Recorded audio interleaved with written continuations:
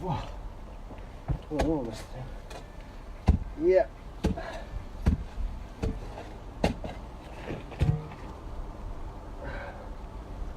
Okay. Well, good afternoon. It's Simon from Prestige Garden Services, working very hard on the ground at the moment, and we're currently on a property in the back of a garden, literally digging, getting close to the ground, opening up a quite a large hole, which I'll just show you now. You can see obviously behind me the depth in regards to the hole that's been prepared, and we've prepared that because we're actually planting up a new fir tree, a Lalandi. Now, as you measure obviously with a spade, the leading edge from the left hand side to the right we call a spit in the industry, not physically, and obviously that's gone down a good 1.5 spits down either side, much deeper on the inside of the wall than the outside, and that's because next to the wall there's a lot of hardcore substructure which obviously you need to use for supporting and building a wall, and that of the pavement that's around the other side. Now the problem has been this morning we had to take out a birch tree, which you can see around the back here, and unfortunately it passed away. It died. A bit sad, but that's what happens in the garden, and unfortunately that's due to a lot of the microscopic insects that are around in the garden, and effectively eat the bark, eat the sap, and at night millions of little microscopic insects come in, and if not treated, certainly on the beech trees and silver birches, in fact many of the trees, but this one behind me, if I can get into it past the holly with the sharp leaves, you can see this one's also been affected, and you can see this crumbling away of the bark. That's not just because of the growth, but also because of the weather elements, a whole host of different particular reasons why. But one particular one which has caused this one to die, which has been taken away, is that of insects that thousands of them come out at night and they bite, eat, and they effectively drink the blood, drink the actual good nutrients and vitamins of the tree. That in itself doesn't actually kill the tree, but it certainly exposes the it leaves teeth marks and open wounds and bruises it, and you can imagine that all over the tree. It kind of bleeds sap, and with that obviously you have a situation which then obviously doesn't heal. It's not treated. So it's like us having an open wound, getting cut or bitten. It has to be treated obviously with a fungal pesticide or some form of medicine to obviously heal its wounds, and if it's not, and it's infected quite badly, fungal sets in and unfortunately it rots and dies, and that's what's happened here. So obviously my remit at the moment was to obviously take that one out, and another one. You can see the actual close incision which we've taken here, and the width of that is over my hand span. That's been in a good 15-20 years, and unfortunately it's just not lasted. Now what we've had to do is then find a new tree, which I was out very early this morning, and behind me here, lying on the grass behind me, is a 12-foot Lalandi, very healthy, and it's I'm going to tip it. And what I mean by that is the client actually wants to fill this gap behind me, which is quite large when you look at it.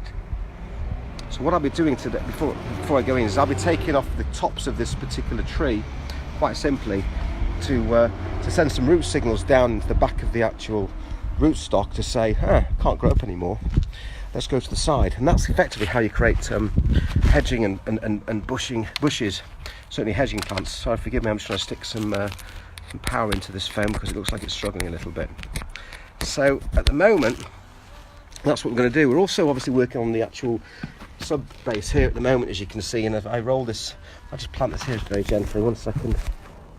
You can see that this is the gruft, which is at the base of the actual tree here, and as I'm work the top of this off, I'm literally just taking a lot of the gruft off. There's also a lot of porous, I've got these stones, but they're actually not, they're porous. They obviously absorb water and help it keep nice and moist.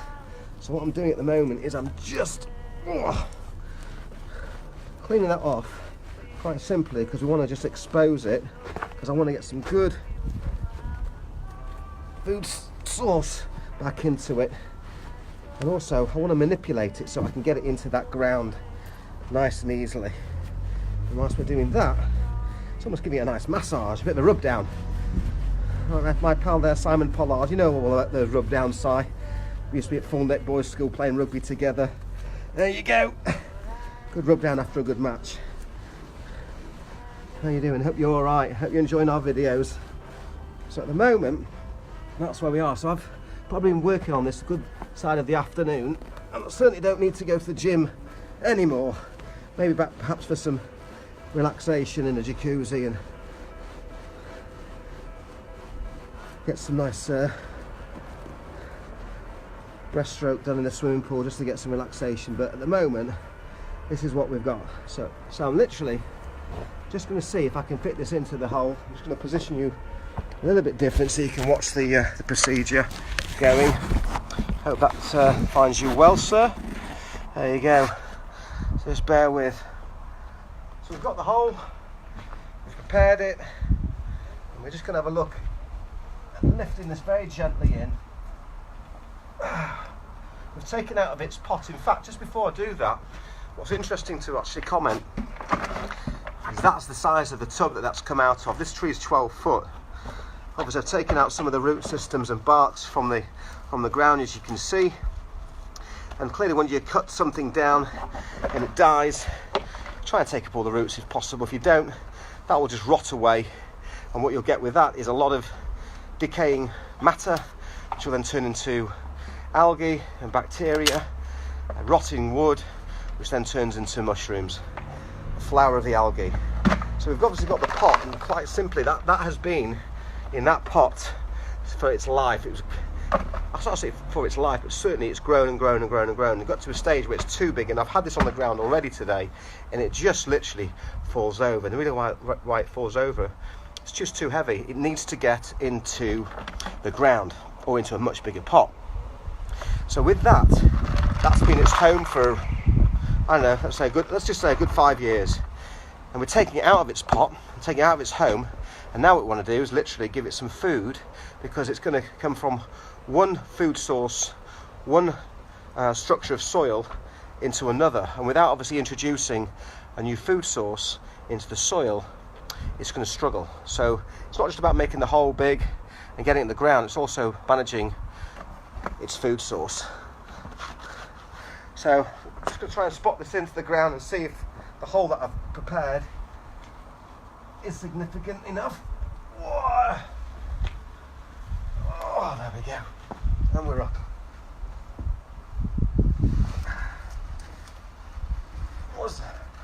And there we have it. What does Jim Carrey say? Like a glove. So there we go. That's absolutely bang on. So we'll straighten that up. I'm just going to show you again, perhaps a little bit more information on some of the food source. Dan Jacobs, how you doing? Hope you're well. And you can see the actual fit. Flush. That's pretty good work, if I do say so myself. And you can see now I've got lots and lots of space in and around the actual tree to get some good food source, some good nutrients in and around it. In addition to that, what I've had to be mindful of the fact is this particular hump in the ground.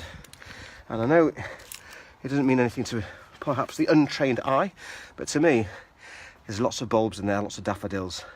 And in addition to that, we've had some rose pruning completed this morning. So I've had to be quite delicate with regards to my feet and positioning. And so now obviously I know it fits quite nicely. It fits that gap quite well. I know the client wants a lot more width to it. So by cutting it and tipping the top, again, as I said to you, it's going to send some signals to the tree stock, the root stock, to say, let's go to the side. Hence the reason we've got a lovely full fir tree Leylandii behind me. So that's what we're doing at the moment. That's what I've been doing all morning since 9 o'clock this morning. Been in the gym all day, my gym. I remember the days when the heaviest thing I used to lift was a pencil. Now look at me. So how's things, everybody? Hope everyone's well. There's Mark watching me. Hi Mark Statman, Dan Jacobs. Hope you're all good. and you're having a good start to the week. It's been lovely this morning. Been up early, out to the nursery, selecting the best one possible for the client, and that's what we do. So should you need any further information on planting up, certainly landis or anything within the ground to do with horticulture, please get in touch. This is Simon from Prestige Garden Services. We don't just do joinery service, decking, planting up, hedge trimming, lawn maintenance, etc. We do a lot more intricate things, so please ask. Many thanks for watching this live feed. I hope you have a good afternoon. Simon from Prestige. Enjoy.